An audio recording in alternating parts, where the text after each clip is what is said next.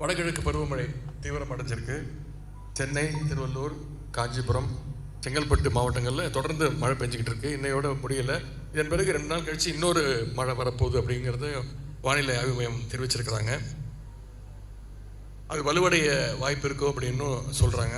அதனால் அதிக மழை இந்த முறை சென்ற முறை கொஞ்சம் மழை கம்மியாக இருந்துச்சு. இந்த முறை சென்ற வருடத்தை விட அதிகமாக இருக்கும் அப்படின்னு கணிப்புகள்லாம் சொல்லப்படுது. அப்படி ஒரு சூழல் வந்தால் அதை நாம் எல்லோரும் சேர்ந்து எப்படி எதிர்கொள்ளணும், மக்களை எப்படி காப்பாற்றணும் அப்படிங்கிறத ஆலோசனை பண்ணுறது தான் இந்த கூட்டம். பேரறிஞர் அண்ணா அவர்கள் நமக்கு சொல்லிக் கொடுத்தது தான் எப்பொழுதுமே மக்களிடம் செல், மக்களிடம் பழகு, மக்களோடு பேசு, மக்களுக்கு சேவை செய், மக்களுக்கு என்ன தேவையோ அதை செய் அப்படின்னு சொன்னவர் தான் பேரறிஞர் அண்ணா அவர்கள். அவருடைய வழியில் நாம் பயணிச்சுட்டு இருக்கிறோம்.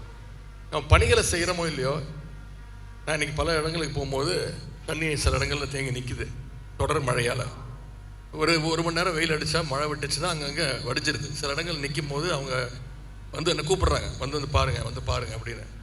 அப்போ ஒன்றும் கோவத்தோடலாம் அவங்க கூப்பிடல, சிரிச்ச முகத்தை தான் கூப்பிட்றாங்க, வந்து பாருங்கள், நீங்கள் வந்து பார்த்தீங்கன்னா சரியாயிடும் அப்படின்ற நம்ம அரசு, நம்முடைய முதலமைச்சருடைய கவனத்துக்கு இந்த பிரச்சனை போச்சுன்னா நிச்சயம் முதலமைச்சர் நடவடிக்கை எடுப்பார். இந்த அரசு நடவடிக்கை எடுக்கும். அங்கே இருக்கக்கூடிய வட்ட செயலாளர், அங்கே இருக்கக்கூடிய மக்கள் பிரதிநிதி கவுன்சிலர் இந்த பணிகளில் ஈடுபடுவார் அப்படிங்கிற நம்பிக்கையோடு தான் மக்கள் வந்து நம்மளை அழைச்சிட்டு போகிறாங்க. இந்த மழையில் மக்களோடு நாம் இன்னும் அப்படிங்கிறத நம்ம இந்த மழையில் நம்ம நிரூபித்து காட்ட வேண்டும்.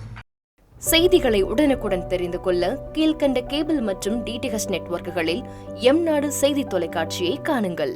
பாதகம் செய்பவரை கண்டால் நாம் பயம் கொள்ளலாகாது பாப்பா.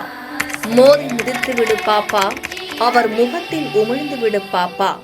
அண்மை செய்திகளை உடனுக்குடன் தெரிந்து கொள்ள இணைந்திருங்கள் எம்நாடு தொலைக்காட்சியுடன்.